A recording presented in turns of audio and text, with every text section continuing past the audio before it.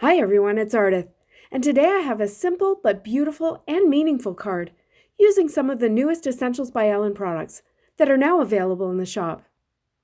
I used the curvy die from the new Landscapes die set, which includes 2 curves and 2 grassy border dies to help you create hills for scenes all year long, but I'm using it in a different way. I positioned it on a panel of 80-pound Neenah solar white cardstock so that it was kind of pointing upwards, and I taped it down with purple tape so it wouldn't move when I ran it through my Gemini Junior.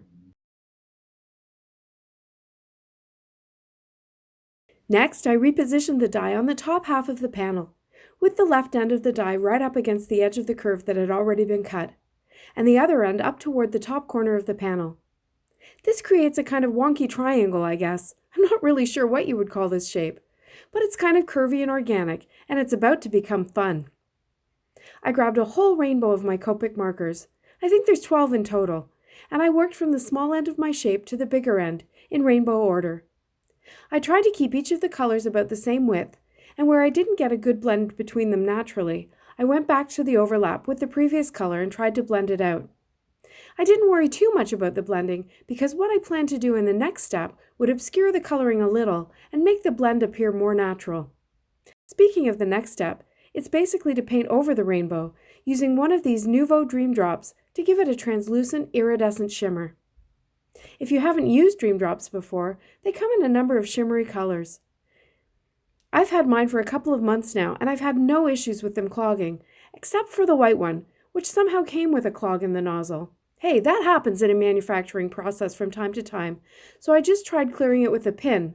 But in the end, I had to remove the nozzle and clean it out with warm water along with the pin, and now it's flowing easily when I use it.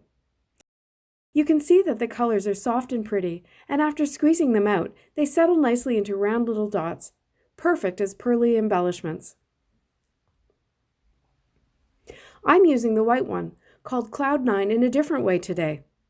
I put tiny dots of it all over my rainbow panel, and then I realized I couldn't really hold on to it while I spread them, so I put down some removable adhesive to hold it in place while I used a cheap paintbrush to spread the Dream Drops over the whole rainbow. They spread easily, although the brush marks do show, so I tried to make sure they were all going in the same direction. I did make sure to clean that paintbrush immediately after with soap, and it dried just fine and it's ready to use next time. Take a look at that shimmer. I hope you can see it, because I can't always tell whether I'm catching the light properly for you. While the rainbow was drying, I stamped my sentiment. To position it, I put my white 110-pound card base into my mini MISTI, and I put the curved white panel on top and held it down with a magnet. Then I carefully placed the rainbow panel over top, just for a placement. It was still drying. Then I got out the new Voices in My Head stamp set. This set has some amazing hand-lettered sentiments which will make you laugh. I chose the Positive Mental Vibe sentiment, and I stamped it in the top corner of the card, over the rainbow, using VersaFine Onyx ink and my MISTI.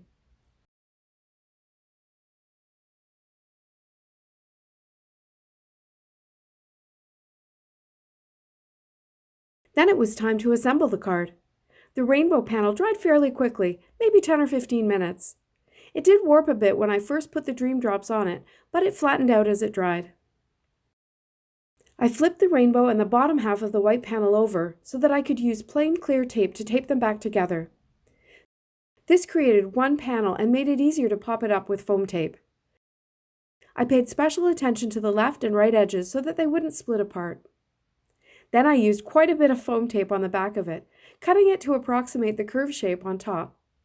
I like to have my panels very well supported, so I do tend to go through quite a lot of foam tape.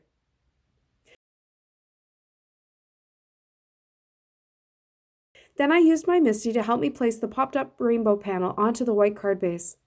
Pushing everything right into the corners really helps to be sure that it's in the right place. And that's it. Very clean, very simple. But with that encouraging sentiment and shimmery rainbow, the recipient is sure to smile when they get this and know that someone is thinking of them. If you enjoyed this video, please give it a thumbs up below and subscribe to my channel for more inspiration. Product links are below in the description and also on my blog. Thanks so much for watching. See you next time.